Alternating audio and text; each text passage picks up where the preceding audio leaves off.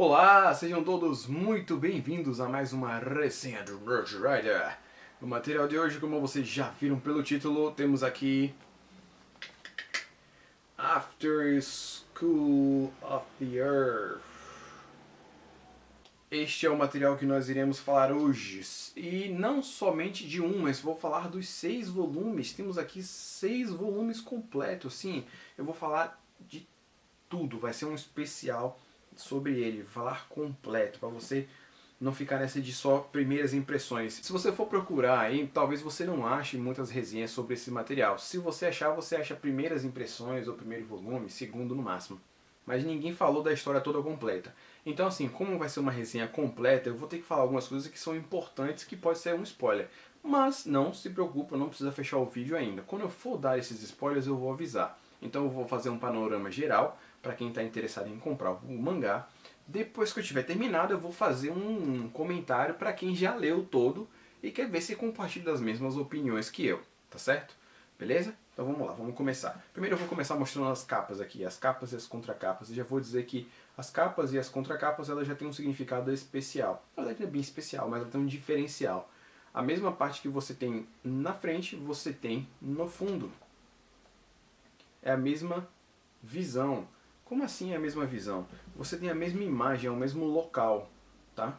Só que aí você vai ter um local ou vazio, com os sobreviventes aqui, com as pessoas, ou vazio. Ou não necessariamente vazio, né? Mas com alguma coisa, né? Se é que vocês me entendem. Aqui no terceiro volume nós temos a mesma coisa. E aí no fundo, em branco. Na frente, e aqui no fundo em branco. No quinto a mesma coisa.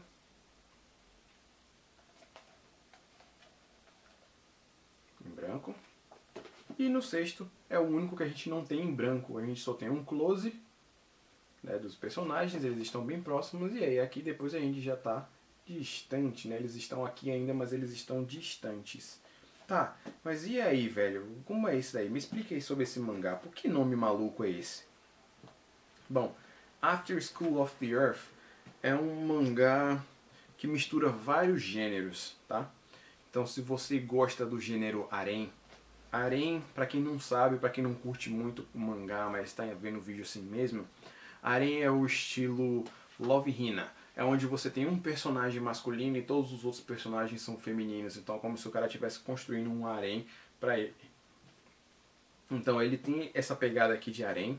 Ele tem um pouquinho de ecchi, ou ecchi, como alguns falam, que é um mangá um pouco mais sacana, que não é bem putaria, não chega a ser putaria, mas tem aquele que fala sobre, tem muito peito, tem muito, não mostra o peito, não é nudez, mas que mostra muito insinuação e coisas do tipo, muita calcinha, sabe, close na calcinha, coisa do tipo. Então ele tem esses elementos aqui também. E ele tem um pouquinho de survivor e mistério, suspense.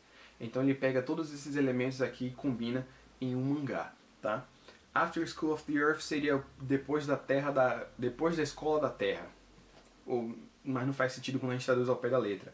After School na verdade seria o período que a gente tem depois da aula. Então para quem lá nos Estados Unidos e no Japão estuda de manhã até de tarde, início da tarde, o meio da tarde, eles têm um período depois da aula que eles vão para casa, eles relaxam e fazem coisas do tipo. Nos Estados Unidos também acontece isso.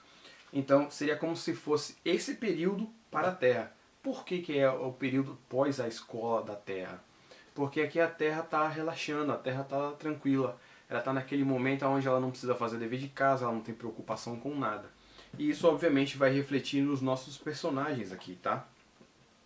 Por sinal nós temos 4 protagonistas, quer dizer, nós temos um protagonista ou 4, depende da sua visão, né? Mas se você considerar harem, nós temos um protagonista, que é o Masashi. Vou mostrar a capa do 6 que fica melhor para ver. Aqui. Nós temos o Masashi, que é este garoto aqui. Nós temos a Yaeko. Nós temos a Sanae e nós temos a Ana. São os 4 personagens que nós temos, tá? E aí, beleza. comecei a ler e o que eu vou achar aqui? Todas as pessoas da face da Terra sumiram. Ou pelo menos é o que a gente acha. Só os 4 sobraram. Somente, assim, eu digo na face da Terra, mas obviamente a história se foca no Japão. Esses 4 são os únicos sobreviventes. Eles procuram por outras pessoas com uma certa frequência, mas eles nunca acham ninguém. A causa, ele explica, não é spoiler, mas não vou entrar em detalhes. Alguma coisa aconteceu que todas as pessoas começaram a sumir misteriosamente. Somente eles 4 sobreviveram. Então a gente vai acompanhar o dia a dia deles em um Japão onde eles são as únicas pessoas e como eles se comportam diante dessa situação.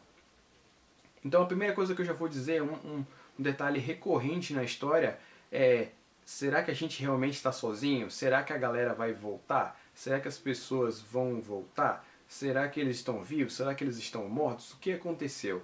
Né? Ele apresenta pra gente a ameaça, quem é, o que é. Ele apresenta e aí ele vai colocando mistérios em cima dessa ameaça. Pô, matou, não matou, sumiu, não sumiu, desapareceu, comeu, desintegrou. Ele vai colocando pistas pra gente tentar descobrir. E, obviamente a gente acompanha os personagens que não tem uma mínima ideia do que aconteceu com as pessoas. Então o tema vai ser bem recorrente nisso. Então você tem momentos onde tá bem descontraído, porque é o que ele tenta passar aqui. O autor até escreve algumas coisas pra gente, do tipo, espero que vocês gostem, tempo relaxante, coisas do tipo, porque a ideia dele é passar isso pra gente. Imagina que você realmente está sozinho no mundo, assim, não tem zumbi, não tem nada, você está sozinho, você e mais algumas pessoas, e aí o que você ia fazer? Você não vê ninguém na cidade, está sempre silêncio, a gente está acostumado a muita luz, então não tem tanta luz assim durante a noite, a gente consegue ver mais as estrelas. Como é que você ia fazer para poder sobreviver? Então ele mostra aqui como é que eles fazem para sobreviver, as coisas que eles tiveram que aprender, como é que eles conseguem se virar. Isso é estabelecido bem no começo, depois de um tempo isso é meio que ignorado, porque não tem mais importância para a trama. Mas ele vai mostrando tudo pra gente, ele te situa muito bem sobre os personagens, sobre como eles são, a característica de cada um. Tipo, na primeira vez que cada um aparece, você já sabe quem eles são, como eles são, principalmente. E assim, as meninas então nem se fala. Algumas coisas que são trabalhadas visualmente são meio que clichês. Deixa eu aproximar aqui para vocês poderem ver. Então, o Masashi você já consegue ver pela expressão facial dele que ele é aquele cara tranquilo. Perceba que geralmente em harém ou oiti o cara sempre tem cara de tarado e ele é justamente o oposto. Então ele brinca com esse paradigma, com esse dogma de que o cara de harém tem que ser tarado. Na verdade ele vai justamente de encontro a isso, tá? Então ele não tem aquela cara de tarado, ele na verdade é um cara bem pacato, tranquilo. Aí você já vê pelo biotipo das outras e como elas se comportam, o perfil delas. Geralmente as meninas que usam óculos, elas são as meninas que são mais ingênuas, são mais recatadas, mais quietas e coisas do tipo. As personagens que têm sorrisos como esse, cabelos e tal, louros, eles já geralmente são os personagens mais pra frente, né, que tem um pouco mais de libido e coisas do tipo. E a personagem pequena, ela geralmente segue por 2 padrões. Ou ela vai ser a lerda, do tipo, todo mundo se lenha por causa dela, ou ela vai ser o alívio cômico, que é o que acontece aqui, tá? A Ana passa a ser o alívio cômico, por ela ser a mais nova, por ela ser inocente, então ela acaba aproveitando essa questão de não ter as aulas, né? De não ter que mais que estudar, de viver sozinho no mundo com os 4, com os 3 no caso, de uma outra maneira. Tá, beleza. Dessa volta toda sobre o mangá, vale a pena, não vale a pena, e aí? Bom, o problema de mangás como esse daqui, não vou, sem spoiler ainda, calma. O problema de mangás como esse daqui é que ele acaba te atraindo por provavelmente um motivo ou 2. O que me atraiu foi o mistério. Eu vou dizer logo, o que me atraiu foi, porra, beleza, todo mundo sumiu. Como eles sumiram, por quê? É o que me motivou a história toda. Então foi tipo meio jogo do rei. O problema grande desse tipo de história é o final. Se o final não for bom, ele caga a porra toda. Às vezes sim, às vezes não. Nesse caso aqui, o final ele é aceitável. Não é o melhor final do mundo, mas também não foi um final bosta igual o jogo do rei. Esse daqui é um final bom, ele é um final aceitável. Ele dá uma esticada assim, sabe? Dá uma stretch, ele dá uma forçada na amizade, mas você ainda aceita o final que ele dá. Então, assim, eu acho que no contexto geral, se eu paro para pensar nos pontos positivos e tal, eu acho que vale a pena. Algumas coisas que eu devo mencionar. A narrativa em si, os diálogos dos personagens, fica cansativo, porque é muito repetitivo. Essa história, a gente já sabe que eles são os únicos na face da Terra e vira e mexe, eles ficam nessa de será que a gente é o último? Será que as pessoas vão voltar? Então, pelo menos, sei lá, a cada 3 capítulos tem essa conversa, entendeu? E aí você fica, porra, velho, não aguento mais. Aí o que o autor faz? Espertamente ou malandramente, ele vai e coloca lá pra você o seguinte, ele coloca uma ceninha de ação, coloca um perigo, coloca alguma coisa pra movimentar a trama. Porque aí você se empolga. E você meio que se esquece da marisia, do momento de lerdeza, do momento de entroncamento da narrativa, porque veio com aquela ação. E aí depois ele repete a marisia de novo. Então é cíclico. Se você não tem paciência para isso, para essa repetição de diálogos, eu acho que você vai ficar chateado com isso daqui. Pelo menos até o 4º volume. Depois não, que depois a história começa a encaminhar já para o final, então ele já não tem mais muito disso. Apesar de que mesmo assim ele faz questão de colocar vira e mexe lá. Ah, a gente precisa, nós somos os únicos sobreviventes, a gente precisa perpetuar a espécie. Aí ele fica sempre brincando com a sua imaginação, com o seu libido. Por isso o harém, por isso o eti, porque ele fica sempre querendo colocar uma putariazinha de leve para te pegar. Então assim, eu achei na verdade isso porra, meio que sacanagem. Mas pelo que eu dei uma pesquisada no autor, é meio que padrão dele, ele costuma fazer isso sempre. Não sempre não, ele costuma fazer isso. E na verdade é uma das coisas que a galera gosta na obra dele, por causa disso. Mas beleza, tá aí, tá explicado com relação à trama, pá, pá, pá, pá. E a arte? Porra, a arte também é bacana. Como a gente tem muita... Não vou mostrar do 6º volume não, deixa eu mostrar o primeiro. Como a gente tem muita cena vazia, muito visual, muito cenário vazio, porque... Bom, eles estão na Terra sozinhos, né? Então, assim, a gente tem alguns detalhamentos e tal. Mas, eu vou ser sincero, os planos que a gente tem mostrando o cenário e coisas do tipo, eles são mais ou menos. Quando você compara com Eden, somente no primeiro volume de Eden, quando você tem muito cenário e todos eles são muito detalhados, de uma riqueza muito grande, você olha isso daqui e você acha ruim. Mas, ruim não, você acha pobre, pobrinho. Mas não é mal feito. Mas assim, não tem tanta riqueza de detalhes quanto Eden, por exemplo. Nós temos aqui a arte dos personagens, as expressões deles são bacanas, né, o espaçamento aqui das imagens. As expressões é um ponto forte, o cenário, né, ele capricha às vezes, mas mesmo assim não tem uma riqueza de detalhes muito grande.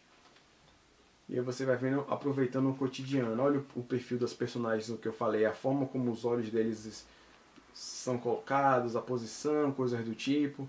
Beleza, isso é o primeiro volume. A arte se mantém? Mantém, até o 6º volume ela se mantém bacana. Não venha comprar esse mangá só por causa da arte, porque senão você vai se decepcionar. Não que seja ruim, a arte é boa, mas ela é muito simples, assim, certos recursos que o autor utiliza, o mangaka utiliza para poder fazer, é meio que bem básico. Ele faz o básico muito bem, mas não vai além disso, ele não é excepcional em nada. Mas também esse tipo de obra ninguém tá vindo por causa de arte, a galera quer saber do roteiro. Então vamos lá, vamos encerrar esse pedacinho aqui sem spoiler.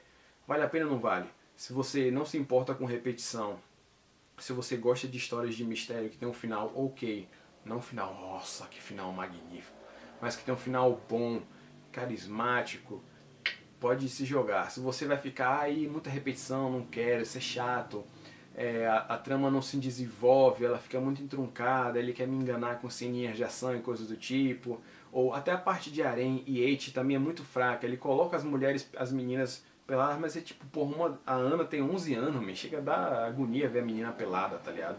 É um negócio bizarro. Nem sei quantos anos as outras têm, mas mesmo assim ele não faz, a nudez tá lá, mas não é pra ter a nudez. É só, como eu disse, pra te enganar.